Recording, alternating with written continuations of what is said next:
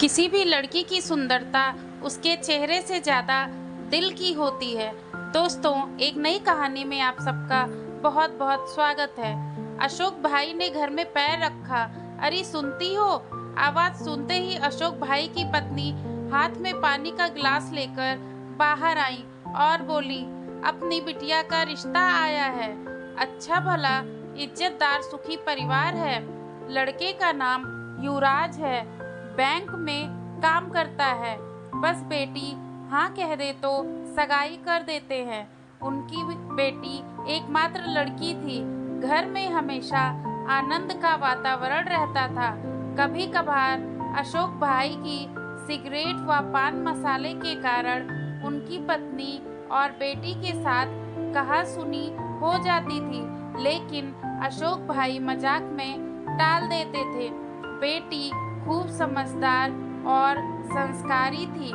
SSC pass करके tuition व सिलाई आदि करके माता पिता की मदद करने की कोशिश करती रहती थी। अब तो बेटी ग्रेजुएट हो गई थी और नौकरी भी करती थी, लेकिन अशोक भाई उसकी पगार में से 1 रुपया भी नहीं लेते थे। रोज कहते थे, बेटी यह पगार तेरे पास रख, तेरे भविष्य में तेरे काम आएगी। दोनों घरों की सहमति से बेटी और युवराज की सगाई कर दी गई और शादी का मुहूर्त भी निकलवा दिया गया। अब शादी के 15 दिन और बाकी थे। अशोक भाई ने बेटी को पास में बिठाया और कहा, बेटा तेरे ससुर से मेरी बात हुई। उन्होंने कहा दहेज में कुछ नहीं लेंगे, ना रुपए, ना गहने और ना ही कोई और चीज। तो बेटा तेरी शादी के लिए मैंने कुछ रुपए जमा किए हैं। यह 2 लाख रुपए मैं तुझे देता हूँ, तेरे भविष्य में काम आएंगे। तू तेरे खाते में जमा करा देना। ठीक है पापा। बेटी छोटा सा जवाब देकर अपने रूम में चली गई। समय को जाते कहाँ देर लगती है।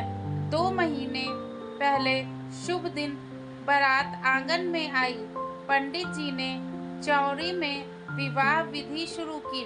फेरे का समय आया। कोयल जैसी कुहकी हो ऐसी बेटी 2 शब्दों में बोली, रुको पंडित जी, मुझे आप सबकी उपस्थिति में अपने पापा से बात करनी है। पापा, आपने मुझे लाड़ प्यार से बड़ा किया, पढ़ाया लिखाया, खूब प्रेम दिया।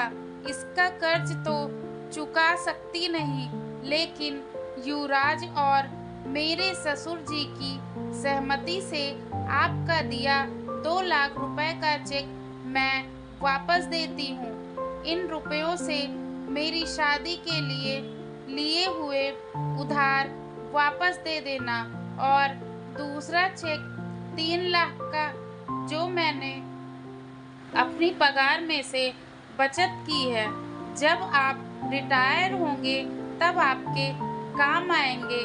मैं नहीं चाहती कि आपको बुढ़ापे में किसी के आगे हाथ फैलाना पड़े। तो दोस्तों, कहानी पसंद आ रही हो तो प्लीज़ चैनल को लाइक कर दीजिए और सब्सक्राइब कर दीजिए और शेयर कर दीजिए। अगर मैं आपका लड़का होता तब भी इतना तो करता ना।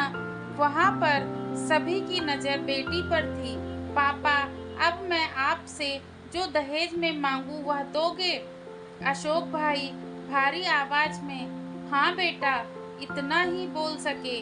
तो पापा मुझे वचन दो, आज के बाद सिगरेट को हाथ नहीं लगाओगे, तंबाकू पान मसाले का व्यसन आज से छोड़ दोगे।